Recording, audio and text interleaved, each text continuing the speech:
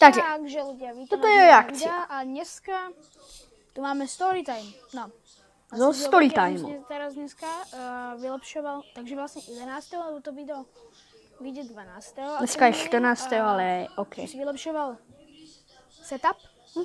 Tu mám milované výtvory a LED svetlo som dal. A svetlo tam každopádne svieti dneska bude storytime o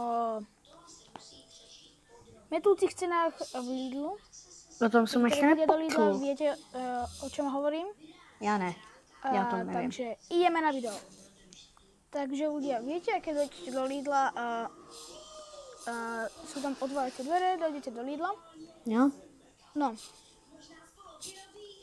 Neviem, že či to mám hovoriť, ale dobré ľudia, chodím do školy. To asi vedia. Katastrofálne, ale aj tak pre vás budem točiť videa a točím pre vás videa. A tak to aj ostane. Tak išiel som kúpiť máme kvety k MDŽ. No.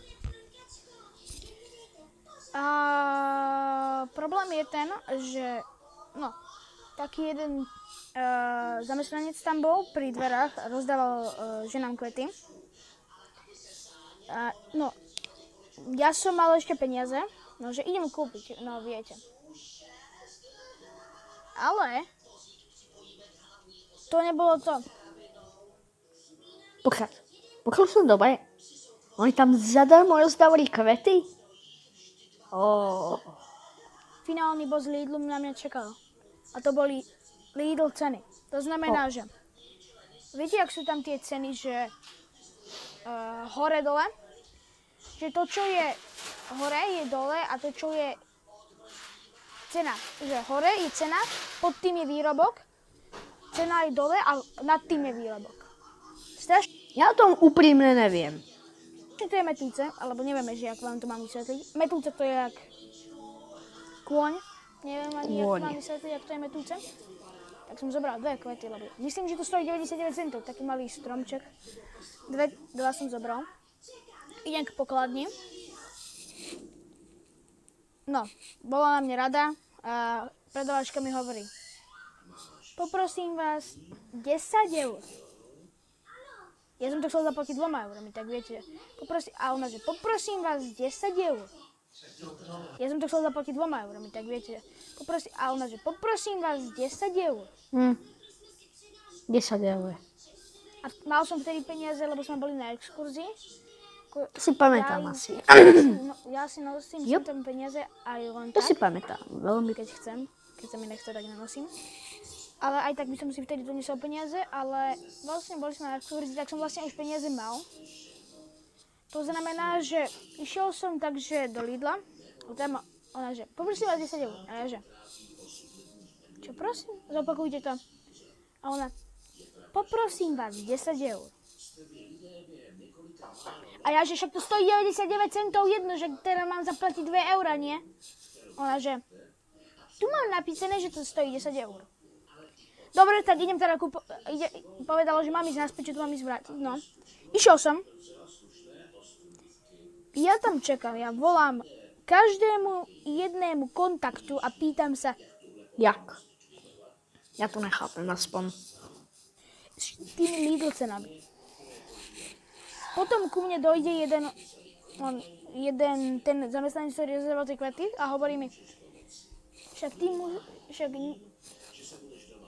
no, nie je náhodou tak, že hore je hore, že hore je dole a dole je hore.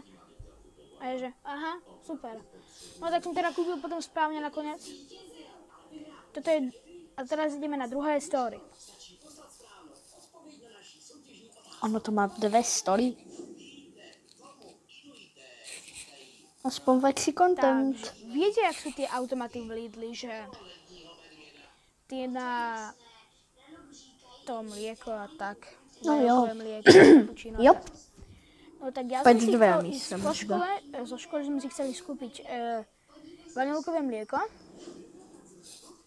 Ja mám také nešťastie, ľudia. Dojdem tam a na mašine je napísané Billy Display. Tam na mašine je taký oznam, že mašina je pokazená. Ale ono je to furt pokazené. Stále je to pokazené. Vždy.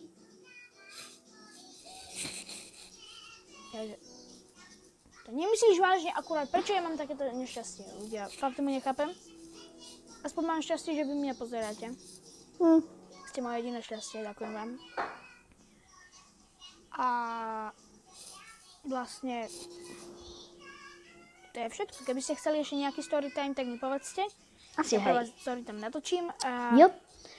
To storytime já budu mít ďalšieho víc videa, videí takže a ty budeš čaute. mít víc hliadnutí. Tak... No, to je asi všetko, takže... Ahoj.